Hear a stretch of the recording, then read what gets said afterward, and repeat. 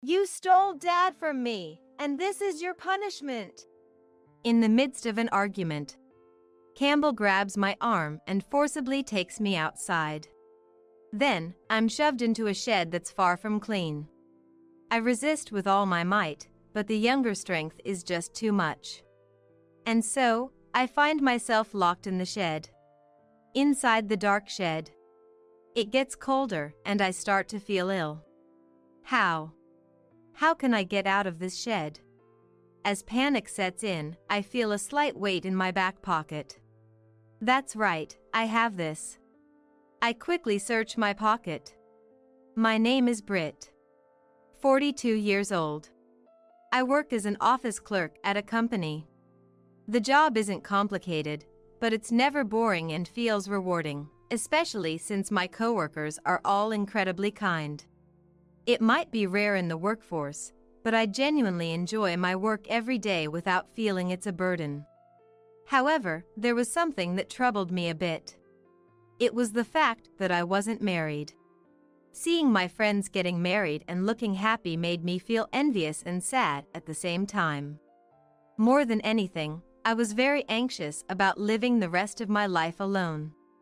But there were no romantic prospects, and I wondered if any man would ever like me. I spent each day anxious, thinking about the future. However, a few years after I started feeling this way, I finally got married. His name is Lon. He's 7 years older than me and works for one of our clients. Lon became the new account manager for the company I worked for, and his visits became more frequent. At first, we were both reserved, but gradually, we became closer and started dating. After a few years of dating, Lon and I were able to get married. I was truly happy. I sincerely wanted to build a happy home.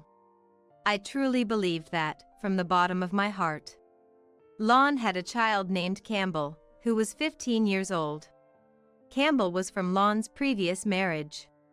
I knew about Campbell's existence since we were dating, having met a few times. Campbell was very quiet and seemed to really like Lon. He always stayed close to Lon, never leaving his side. I found it endearing to watch Campbell, and hoped we could get along well living together, even though it was a vague thought. But I didn't yet know Campbell's true nature.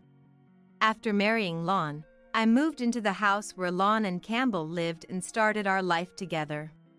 Having quit my job to become a housewife upon marriage, I did everything I could to make sure Lon and Campbell had a comfortable life.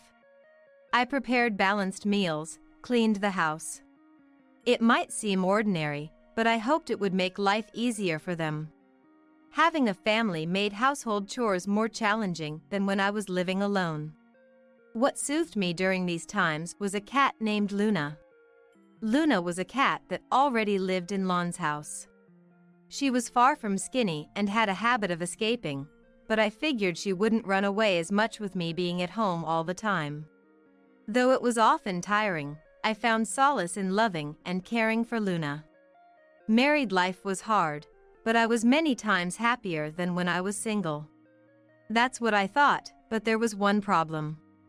It seemed like Campbell didn't think much of me and ignored me. Even when I tried to communicate, Campbell would look at me with a somewhat disdainful expression and ignore me. "Welcome home, Campbell." But Campbell barely glanced at my face and didn't respond. "How was school today? Did you have fun?" Even when I tried to continue the conversation, he still wouldn't say anything. After petting Luna for a bit, he went off to his room. I was being ignored, but I thought maybe Campbell just hadn't accepted me yet. Being 15 is a difficult age. If your dad remarries and suddenly a woman who isn't your real mom starts living in your house, it's natural to be wary. Campbell had met me a few times before Lon and I got married, but he just couldn't seem to get used to me. I was trying everything I could to get Campbell to accept me, experimenting with different approaches. But despite my efforts, Campbell never warmed up to me. Ignoring me became the norm whenever I spoke to him. He started to blatantly avoid me, and whenever he was with me, he always looked grumpy.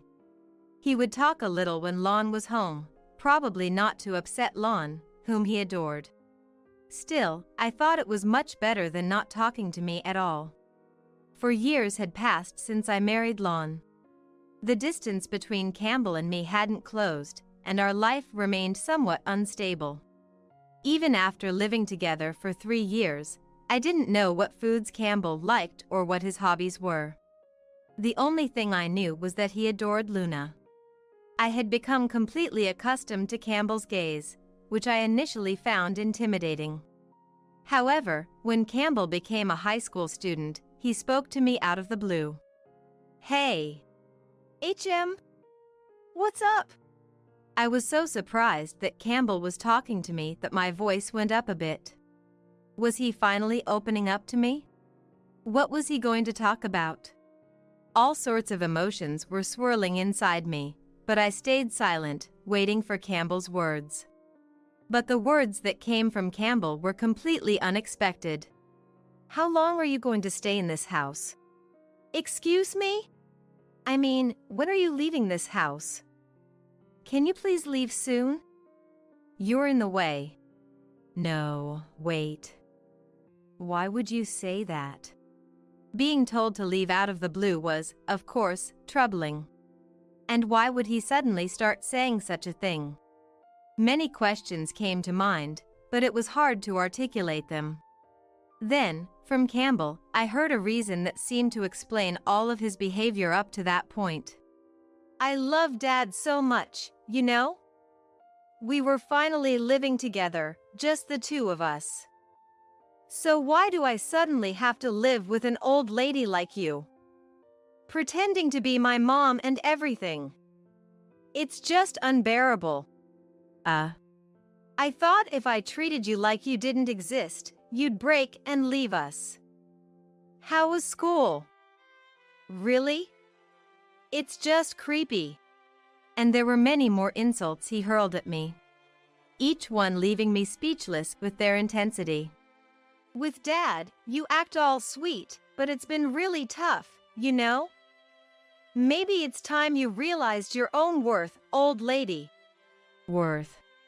Campbell, seeing me depressed, flashed a smile I'd never seen before and walked away. Had he always despised me this much? The barrage of insults and the command to think about my worth kept echoing in my mind. Before I knew it, tears were streaming down my face.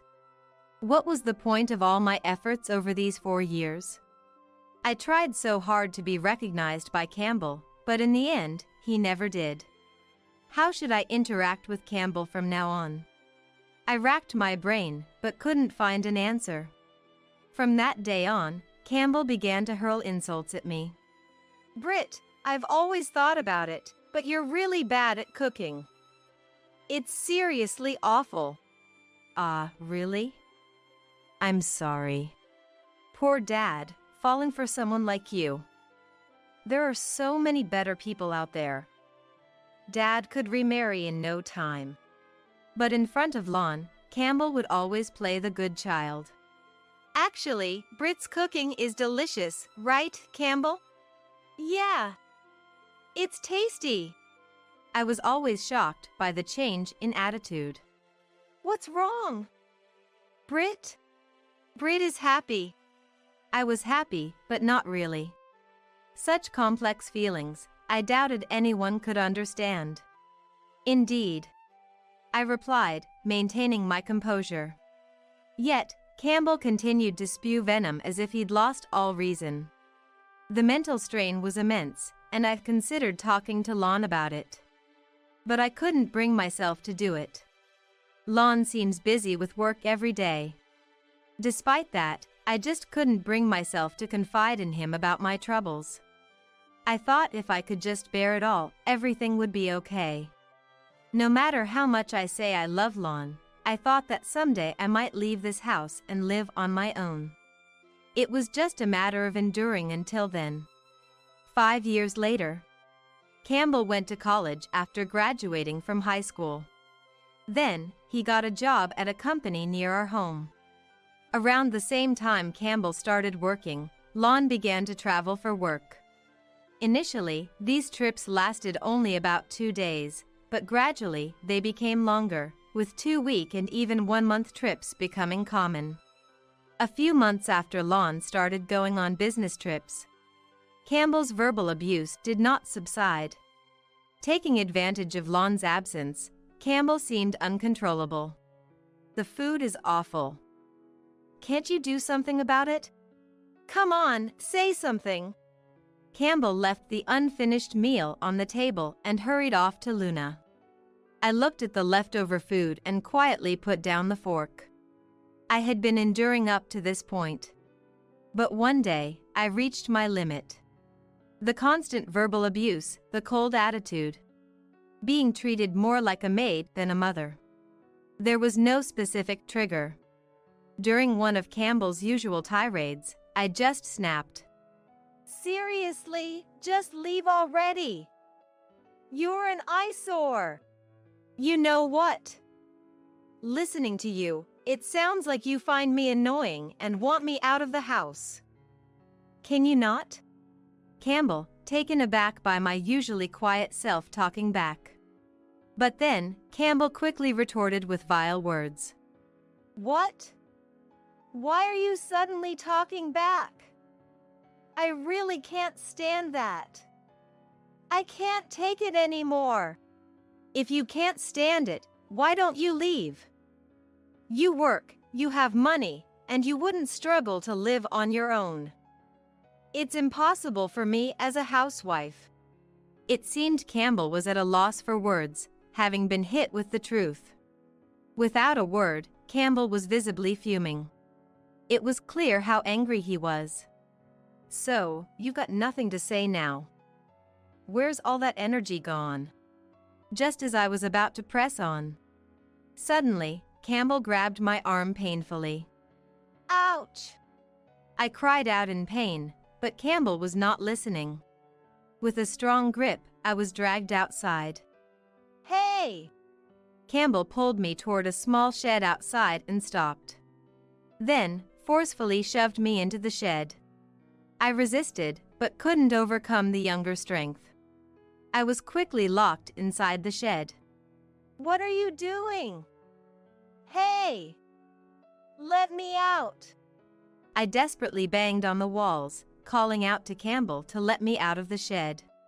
But Campbell wasn't listening. "Even if you tell me to let you out, that's impossible. Oh, by the way, I didn't tell Britt, but I have a trip planned. It's for 2 nights and 3 days. Well, try to survive in that cramped shed. 2 nights and 3 days. What about? Wait, what about Luna?" "Luna? There's an automatic feeder, she'll be fine." I was dumbfounded by such a careless statement. That's so irresponsible. "Shut up! Don't ever come out of there again." After yelling, Campbell sneered and said, "This is your punishment for stealing Dad from me." Punishment. Then, the presence of Campbell disappeared. Inside the dark, far from clean shed, I felt the chilly air and started to feel sick. What am I going to do? I can't stand being in here for 3 days. I was panicking even more, frantically pounding on the wall. But it was no use. That's when I felt something heavy in my pocket. Right. I have that. I quickly searched my pocket and pulled out my mobile phone. It was purely coincidental. I called my friend Elena, who lives nearby. Hello? Elena? Britt? What's up? It's rare for you to call. Well, I explained the situation and asked Elena to come and help me. It wasn't long before Elena arrived. Are you okay? The door was opened, and Elena appeared, along with the dazzling sunlight. Though I had only been in the shed for a few hours, it felt like I had been outside for the first time in days. I thanked Elena, and she took me to her house. I didn't have my keys, and Lon was away on a business trip. Elena said it was okay for me to stay at her house for as long as I needed. When I came out of the shed, I felt like Campbell was already gone on his trip. Now, the thing I needed to do next was to contact Lon, of course. I sent a message to Lon about what had happened, where I was now. I couldn't ask him to come back, but I sent the message with some hope. While talking with Elena, a few minutes passed. Then Lon called. Hello? Britt? Are you okay? Lon. I'm fine, thank you. Look, I'm coming back home. I'll pick you up from your friend's house, so just wait a little longer there. What about your work? Work doesn't matter. Anyway, I'm coming back soon. It'll take about 3 hours, so wait for me. Lon was worried about me and was coming back just for me. I thanked Lon and hung up. He's coming to pick me up. So, can I stay here for about 3 more hours? Of course. And really, you have such a good husband. I can see why Campbell might be jealous, kinda. Jealous? Jealous. Jealous. He was all Dad's the best, right? He's totally jealous of you for marrying his beloved dad. I see. Indeed, if you put it that way, it was jealousy. But, just because we're family doesn't mean we should hold back. Okay, I understand. Elena was right. Just because we've lived together for so long, acting out in anger like this isn't good for Campbell either. But how can I make him understand? I desperately came up with a plan. It was a bit forceful, but I thought of a certain strategy. I immediately shared it with Elena. You've come up with an interesting strategy. Go for it. I'll try my best. Elena was amused and agreed. 3 hours later, the doorbell rang, and Lon arrived at Elena's house. Are you okay? Britt. I'm fine, thank you. Sorry for bothering you during work. Work doesn't matter, you are more important. Moreover, Lon had decided to take a few days off work. Is it okay to take time off work? Yeah, they'll manage somehow. I think I need to have a serious talk with Campbell. Later, I thoroughly explained to Lon everything that Campbell had done up to now, and how I ended up being locked in the shed this time. Lon listened seriously and apologized. I'm sorry for not noticing. No, it's also my fault for not saying anything, and Campbell did it behind our backs anyway. Still, I should have noticed something. I'm really sorry. The mood was somber. Elena broke the silence. Hey. Why so gloomy? We're going to scold Campbell, right? Cheer up. Elena's words somehow encouraged us. Right, we should. Afterward, we thanked Elena and went home. I thought I had troubled Lon, but if this incident could calm Campbell down, I'd be happy. Once we settled down at home, I shared with Lon the plan to confront Campbell and why we had to go to such lengths. After thinking it over, Lon said, Well, indeed. Considering everything Campbell has done up to now, he probably won't understand without this. 3 days later, the day Campbell was due to return arrived. Not knowing when he'd be back, we left the window nearest to the shed open, watching for his return. Around 6 p.m., a taxi stopped in front of the house, and Campbell got out with his carry-on bag. The strategy one implemented involved trashing the inside of the shed I was supposed to be locked in and letting it emit a rotten smell. Honestly, it's debatable whether a person could die in such conditions within 3 days. Moreover, even if death occurred, a rotten smell wouldn't start permeating that quickly. However, I bet Campbell didn't know that. I wanted to give him a bit of a scare. With that in mind, I carried out the plan. Watching Campbell from a distance, I noticed he stopped in front of the shed. It seemed my plan was working. Yuck! What's this smell? Campbell made a puzzled face at the stench coming from the shed. After thinking a bit, he had a realization. No way! He said, and forcefully opened the shed door. Cough! Choking on the foul smell, Campbell was taken aback, but quickly changed his expression as he looked inside the shed in shock. What is this? It's all trashed. We approached the bewildered Campbell and spoke to him. Did you enjoy your trip? Brit. Why? Dad too. Campbell, we need to talk. Lon said, with a seriousness I'd never seen before. Seeing Lon's expression, Campbell seemed to understand everything. Campbell sat down on the couch, looking down. You did some pretty awful things to Brit, huh? Campbell didn't respond to Lon's words. You were panicking earlier because you thought Brit might have died in there, didn't you? That's not it. What? Then why was he panicking in front of the shed? Waiting for Campbell's words, he said something unexpected. I thought Luna might be inside. What? Luna? Because Luna used to escape a lot, and I thought maybe she had gotten into the shed somehow and couldn't get out. Normally, you'd be worried about Brit after you locked her up. What if I hadn't come back? I forgot about Brit. I couldn't believe he forgot he had locked me in there. Too shocked to speak. Lon was furious at such irresponsible remarks. I never thought you were that kind of person. I'm so disappointed. Wait, but... Campbell tried to make excuses. But Lon, sensing this, cut him off. But what? You're going to make excuses? Because I felt like you took Dad from me. So you took actions that could have been irreversible just because you felt that way? And you forgot about it. I never thought you would turn out like this. Lon said this and sighed deeply. It seemed like he had completely given up on Campbell. Feeling this, Campbell stood up and began to make excuses again. Dad, don't say that. I just love you.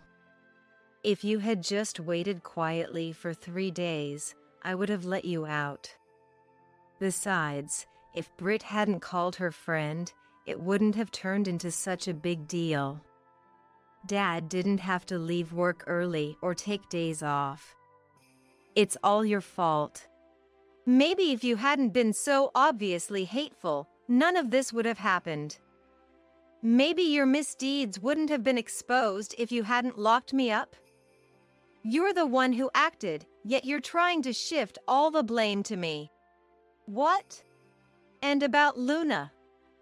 You were worried, but you said it would be okay to leave her alone for 3 days, right?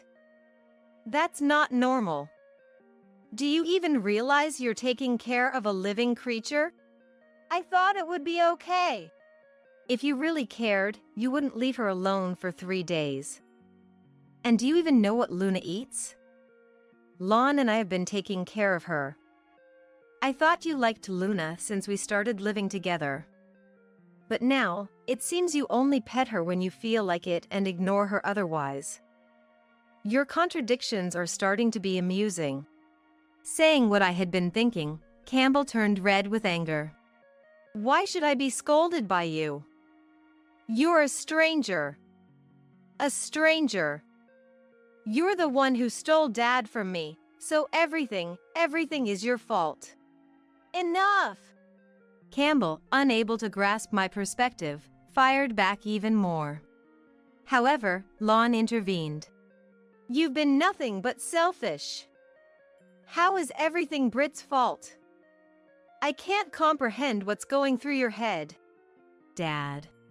Campbell, tears welling up, turned to Lon. Yet, Lon's gaze was icy. I want you to leave this house. What? Why? Wait. That's too sudden. I cannot allow someone who endangers another's life on a whim, forgets about it, and then goes off to have fun, to stay in this house. Get out now. But... Quiet! Do you think you have the right to argue? You're completely self-centered. Campbell tried to persuade Lon, but was met with firm rejection. Eventually, Campbell looked to me for support. Hey, Britt, say something. No, it's impossible. Just leave as Lon has said. Can you stop turning to me because Lon is angry? It's clear you only think about yourself, just like Lon said. Upon hearing my words, Campbell's shoulders slumped in defeat. He then dragged his carry-on and left the house. Though his departure looked lonely, I felt no pity for him. Following this, Campbell bombarded me with messages and calls, claiming I'm sorry and I've reflected on my actions. Looking at the number and timing of those emails and calls, sent all at once or regardless of day or night, it was clear that he was being selfish, as always. Campbell also shared updates about his current living situation and daily life. It turned out he was working while staying in a budget motel. While I thought he could simply stay in a hotel or rent an apartment, he seemed too particular, wanting amenities like a concierge service and a clean room. Struggling to find suitable accommodation, he found nice places but couldn't afford the rent. Lon received identical emails and was astounded by Campbell's lack of practical life skills and overwhelming selfishness. But frankly, no matter what circumstances arise, there's no chance we would allow Campbell back into our home. I wish he would take this time to genuinely reflect on his actions. With Campbell gone, we reclaimed our peaceful life. Though Lon still travels for work, those trips have become significantly less frequent, giving us more time to enjoy each other's company in a relaxed atmosphere.